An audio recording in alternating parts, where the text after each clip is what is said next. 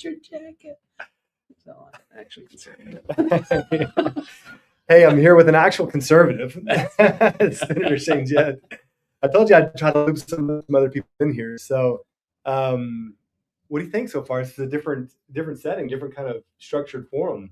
Well, after the CD1 candidate forum up at Rogers State that I hosted, I thought they did a very innovative format.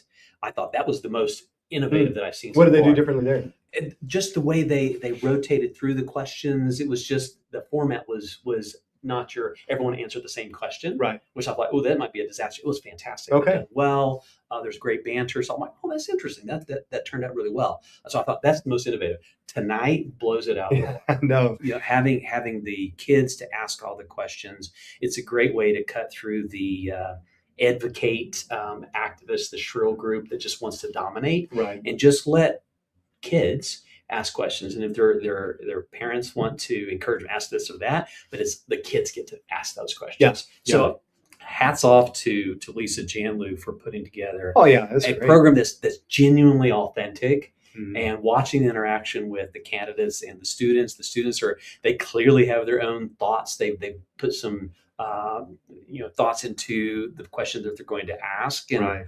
I loved it. I This think was it's good. fantastic. It is, We should yeah. do that for every I state. know.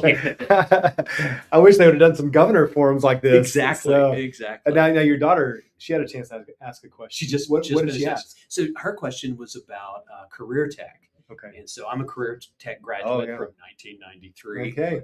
Applied computer accounting, counting beans with a computer. Very nice. Right, back in the day. So she was asking, like, is there going to be a focus on allocating resources towards those students who are on the non-traditional college track that want to get a trade?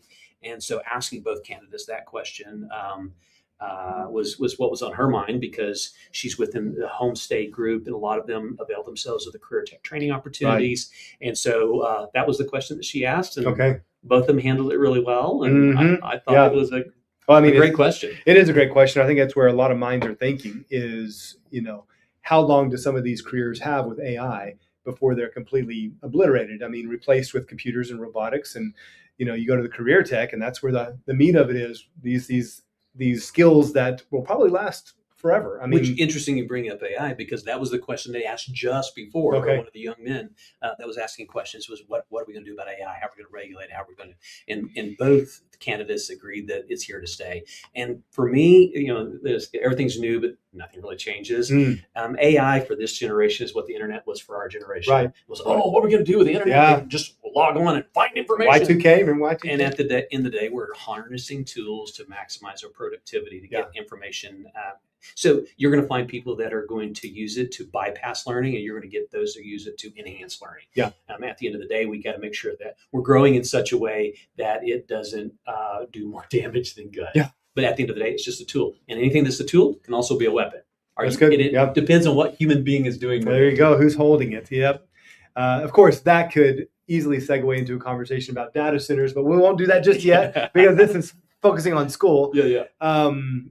But I guess you could ask the question, I mean, if we are going to integrate AI more into our public school systems, will we need a data center dedicated for that purpose alone? I mean, I don't know. Maybe we'll hold on to that. The first question asked, I thought it was interesting. They went straight for the Bible question. Yes. What do you think about teaching the Bible in class? Yes. And I thought Dr. Taylor answered it spot on. It's yes, he answered it like history. A conservative Republican, and his opponent answered it like a liberal Democrat, which he is. And it's interesting because you can see in the crowd, those that are wearing the Robert Franklin tags are Sean Cummings, Jamie Cole, all of the far left, those that have been attacking all the efforts to try to underscore that you cannot understand or comprehend American history and foundation without understanding how the role of the Bible influenced all of our founders. And it's completely lost on Franklin, but it's clear. And no one wants the public schools to be teaching religion. That's not the point. Right. We want to teach American history in a way that actually lays the foundation for how it was formed, why it was formed, why are all the freedoms that every single religious group are enjoying are directly tied to those liberties that were codified and inspired by the Word of God. So It was clear there's a bifurcation between the two candidates. I was accosted by one of the candidate's spouses who said, I want to introduce myself because you endorsed my opponent. I said, well, yes, ma'am. I only endorse actual Republicans and not those who pretend to be. And she didn't like that. But the truth is, you have Democrats who are trying to run as Republicans. About a third of the Senate Republican caucus, I don't believe Jake could pass a polygraph that they're actually pro-life. So we have a crisis here in Oklahoma, and this race in particular, it's a struggle for the heart and soul of Oklahoma. Are we truly a red state that votes conservative? Are we going to pretend to be Republican and continue to elect individuals like Joy Hoffmeister who do not share our values, that ran as Republican until the opportunity to run and show her true colors? So this is what's going on right now. Are Republicans going to get out and vote? Or are we going to be overwhelmed by the teacher unions and the educrats or advocates or whatever they are, the shrill group of union teacher ideologues who simply want to wrest control away from conservatives and put it back in the hands of the NEA ideology? This is one of the single most important races in the state of Oklahoma. Man, I couldn't agree more. It's like you said, this deals directly with our kids' future. And, it's interesting watching some of the students. I like to, as I'm listening to the answers, I like to watch them and who they nod in agreement with. And because what that usually tells me is what kind of home they come from. That's true.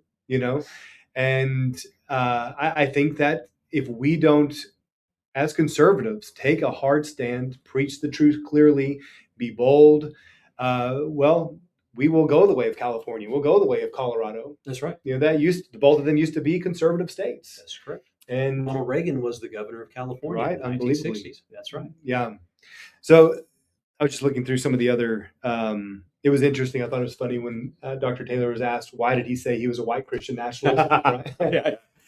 Of course, he was saying it in jest, sarcastically, probably saying that, well, obviously they haven't seen my picture or met me because I'm clearly not white. Yeah. So did you hear any questions from the kids that surprised you? Or I got pulled away and I didn't get to hear all the questions. There was some emphasis on bullying. Yes. And a question I thought was interesting was it was asked, how will you protect kids from bullying both at school and online? Mm-hmm. And we've seen some strong overreach from our public schools that I believe I would call it overreach when someone is texting or engaging on social media outside of school hours. Yes. And then there's repercussions for their post at school. Yes. Should that be? I don't think so. Well, here is in that exact line of questioning that raised my eyebrows, and I think is going to be concerning to a lot of parents whenever they begin to contemplate the answer that Robert Franklin gave. The young lady who said she had been subject to bullying and these types of things and was concerned, had some mental health crises that was a concern to her. He gave her a juvenile in school his personal mobile number. If that doesn't raise red flags, and I think profoundly differentiate between conservatives who want to parent their children, not outsource it to some ideologue from the public school, and those advocates and those who feel like they know better than the parents. Yeah. Because I think one of the big takeaways here was his go-to answer was to provide his personal mobile number to a minor publicly. What is he doing privately? We tried to pass legislation to stop that. In fact, I thought it did pass it, not? Well, their state representative ran a bill to try to get rid of it. It was one of his big talking points. He was an FFA ag teacher, principal from Tecumseh Public Schools, incredibly low score when a conservative index, and he's trying to gut that bill. At the end of the day, there's something wrong with adults in a state institution who want to privately bypass parents and go directly to the child to talk to them about their mental health issues.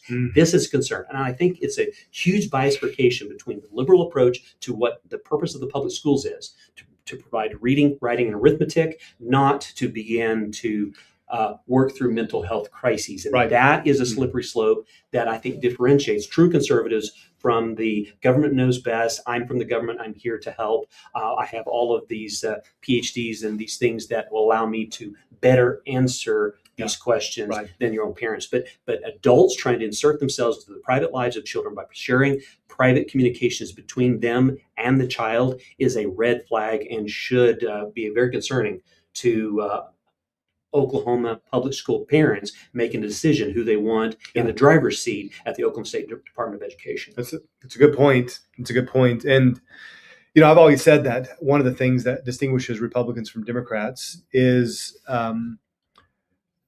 using government to show love. And I've always said it's not the government's job to love you. It's the government's job to ensure free men stay free. That's correct. And there's, I think, a twisting and perversion of Christian love expressed through the government, which ceases then to become Christian love. It's not the role of government. So we see this expressed in many ways. One of them is this wraparound services approach to schools, social emotional learning. Mission creep, exactly.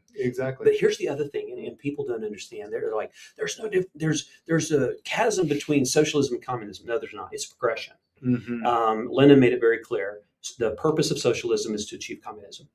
And what we have with this wraparound, government provides for everything, it is a de facto violation of a number of the 10 Commandments. So one, it violates, thou shalt have no other God before me. When you have an omnipresent surveillance state, omnipotent, all-powerful, all-knowing, that becomes a de facto deity. And whenever you go to government in supplication for what you need, I need to not be bullied, I need food.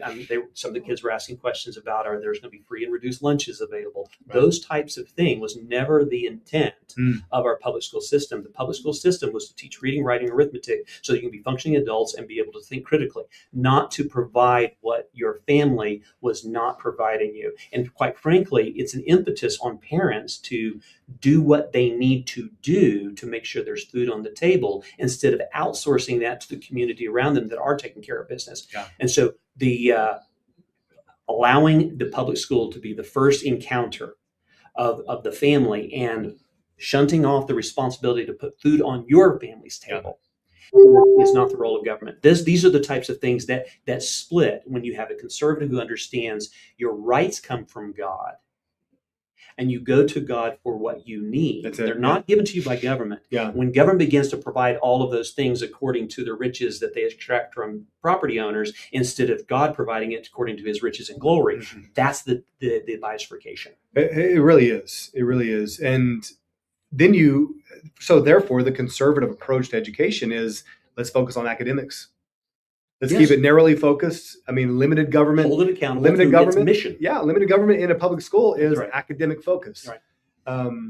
See, Deborah Campbell, she's making her way out. Obviously, her big focus is keeping healthcare clinics out of our school-related topics, well, right? Yeah, absolutely. Holding the schools to what their purpose. Otherwise, they're going to continue to grow until they morph and control everything in your local community. Yeah. You go there for the nurse, you go there for the doctor, you go for mental health evaluations, you go there to get your gender assignment from your local counselor. Yeah. Your vaccine. Yeah. Yeah. So all of these things is why this race is so important. Because clearly one side, re-registered Republican, hoping he could trick people into voting for him like a Joy Hoffmeister. Yeah. And the other one is a core conservative who understands the conservative core values that make the United States great and can make Oklahoma great. But remember, we're still recovering from 100 years of Democrat control of this state. Sure. Those ballooning budgets, those ratios, even the formula that they like to tout, the formula, those were created by Democrats, not Republicans. And what we have right now is the Democrat Party, and you look at Sean Cummings, Jamie Colt, all of those far left agitators are here with Robert Franklin signs on. Right. The Democratic Party clearly has a candidate in this Republican runoff. Yeah. And wake up, Oklahoma. If you don't want a Democrat running your public schools, you'd better vote for James Taylor. I'll second that. Let me just mention two things I really caught on. My wife tells me to smile. On James Taylor's answer, because it was asked about. Let me see. How can you prevent smoking weed vapes in public schools? I loved his answer. He said, well, it's the school's responsibility. So he puts that back on the local school district to be responsible for those they oversee. And he also said, let me see, I think it was over here about special ed kids and bullying. I think it was connected to bullying and things like that. And he said, we have to have more parental involvement. And I just love that. It's like, you've got to come back to the parents are ultimately responsible. Mm-hmm. How do we help improve grades? Well, ultimately, we need parents that are engaged. How do we deal with bullying? Well, the parents need to be involved in that too. That's right. And so the more we put the parents at the forefront as the ones responsible, we empower parents that way. Yeah. But we involve them in the process, and we don't just lump that over into the responsibilities of public schools. That's right. Well, here's the other thing that I think is very interesting, Jake. It's kind of insidious, is this idea that the government knows best. And in the context of public schools, it's an agency of the government.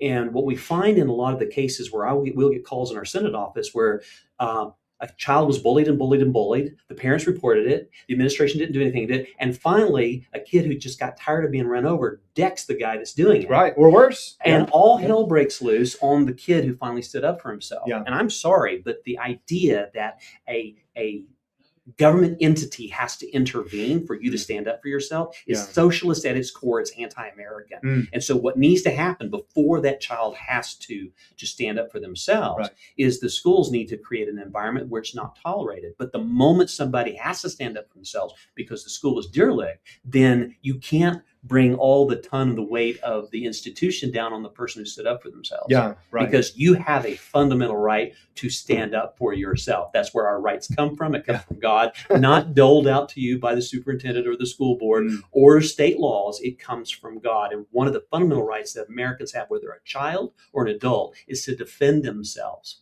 Yeah, 100%. Yeah. Now, I was talking to a gentleman the other day, and he brought up truancy officers from the past. Mm-hmm. And those gentlemen that would be there at school, and if you didn't show up, they'd go collect you. They'd go and hold your parents accountable. And so it really provoked a lot of thoughts with me saying, okay, is there a role and a need for that right now? And again, how much do we hold the parents responsible for kids not showing up to school, for bullying in school, for vaping, drug use, on and on and on? The parents are ultimately responsible. Mm-hmm. So I'm just wondering, even from a legislative perspective, should there be fines? Should there be, what kind of consequences should we have for parents? Well, I think there should be consequences when you have egregious manifestations of bad judgment in parenting. We have those rules in place. If you egregiously injure your child, then you've abdicated your responsibility as a parent, and the state has to step in.